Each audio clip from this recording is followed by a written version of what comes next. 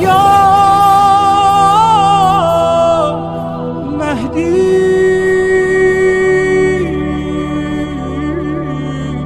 مددی.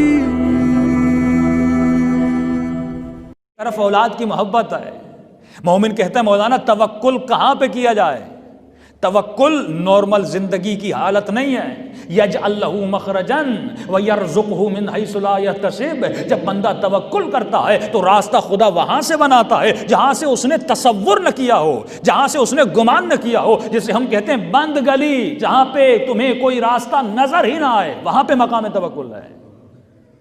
کہ بیٹا بیمار ہے، بیوی بیمار ہے، سامنے رشوت مل رہی ہے، حرام کا پیسہ مل رہا ہے. اب یہ سمجھ رہا ہے اگر یہ پیسہ نہیں لوں گا بیوی مر جائے گی، بیٹا مر جائے گا. بالکل بند گلی ہے، کوئی مدد کرنے والا نہیں. یہاں پہ توکل کیا جاتا ہے. توکل یہ نہیں کہ 10 لوگ مدد کرنے والے ہوں اور کہو میں نے اللہ پہ توکل کیا. نہیں عزیزو، توکل وہاں پر ہے جہاں پہ کوئی راستہ نظر ہی نہ آئے، سامنے ایک دیوار کھڑی ہو جائے. اب خدا کہتا ہے میں وہاں سے راستہ بناؤں گا جہاں سے تو نے بھی نہیں سوچا تھا. یہ مقام توکل ہے. مولا علی نے توکل کیا. وہ آدھا انار بھی اس فقیر کو دے دیا. اب گھر جا رہے ہیں، سوچ رہے ہیں. زوجہ پوچھیں گی علی انار لایا؟ مولا کیا کہیں گے؟ ہاں ملا تو تھا لیکن راستے میں آ رہا تھا، کسی فقیر نے مانگا اور میں نے دے دیا. اب تصور کریں کوئی عام زوجہ ہوتی وہ شوہر سے لڑ پڑتی کہ تمہیں فقیر مجھ سے زیادہ عزیز تھا، کہ بیوی بیمار ہے اور ایک ہی انار تھا، کچھ اور اسے دے دیتے. سب سے زیادہ راہ اسلام میں جو پرابلمز کریٹ کرتی ہیں وہ فیملیز کرتی ہیں. بیٹا بیٹی زوجہ رشتہ دار، کہ تمہارا کام کیا ہے، دین کے پیچھے لگے ہوئے ہو.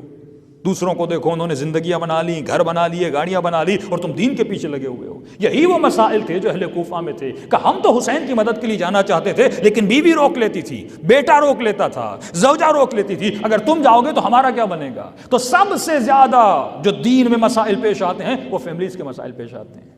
لیکن مولا کو پتا تھا یہ کوئی عام زوجہ نہیں ہے، یہ سیدۃ النساء العالمین ہے.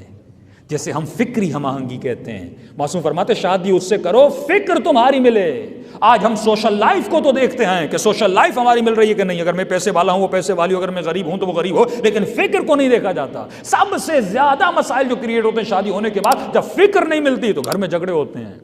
جب فکری ہم آہنگی نہیں ہوتی تو گھر میں جھگڑے ہوتے ہیں. لیکن علی کے گھر میں کبھی جھگڑا نظر نہیں آئے گا آپ کو، کیونکہ فکر ملتی تھی، فکری ہم آہنگی تھی. لیکن توکل کیا خدا پر. مولا گھر میں داخل ہوئے. عجیب روایت کے جملے ہیں. جب گھر سے گئے تھے بیوی کے وجود میں اتنی طاقت بھی نہیں تھی کہ بسترے سے کھڑی ہو سکے، گھر کا کام کر سکے. لیکن مولا فرماتے اب جیسے گھر کے اندر داخل ہوا، کیا دیکھا؟ سیدہ بالکل ٹھیک ہو چکی ہیں اور گھر کے کاموں میں مشغول ہیں. تعجب سے مولا نے پوچھا سیدہ ٹھیک ہو گئی، کیا ہوا؟ تو فرماتی ہیں علی جو انار آپ نے بھیجے تھے اس میں سے میں نے ایک انار کھایا، اللہ نے مجھے شفا دے دی. مولا تعجب سے پوچھتے ہیں میں نے کب بھیجے؟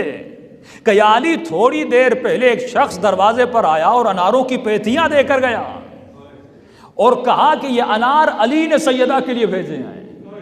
یقیناً یہ وہی تھا جو بچپنے میں حسنین کا جھولا جھلاتا تھا.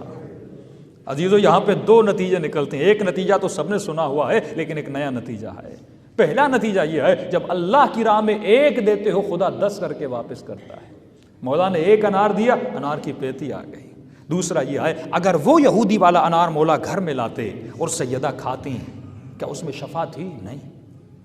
لیکن جب وہ انار مولا نے اللہ کی راہ میں دیا، جب 10 انار گھر میں آئے اس میں خدا نے کیا رکھی؟ شفا رکھی. جب آپ فقیر کو 100 روپیہ، میرے پاس 100 روپیہ ہے، میں اس 100 سے گوشت خریدوں، مرغی خریدوں، جب یہ گھر میں آئے گی اس میں شفا نہیں ہے. اگر لیکن اس کو میں صدقہ دے دیتا ہوں اور اس 100 کے بدلے میں جو 1000 میری جیب میں آتا ہے اس 1000 سے میں جو بھی چیزیں لیتا ہوں اور گھر لے جاتا ہوں، میرے بچوں کو کیا ملے گی؟ شفا ملے گی. اس لیے فرمایا کہ جب صدقہ دیتے ہو 70 بیماریاں 70 بلائیں گھر سے ٹلتی ہیں. آج تک مومن کو خمس کا فلسفہ سمجھ میں نہیں آیا. بھائی بیماریاں دور ہو جاتی ہیں، تمہارے مال میں برکت بھی آتی ہے اور شفا بھی آتی ہے.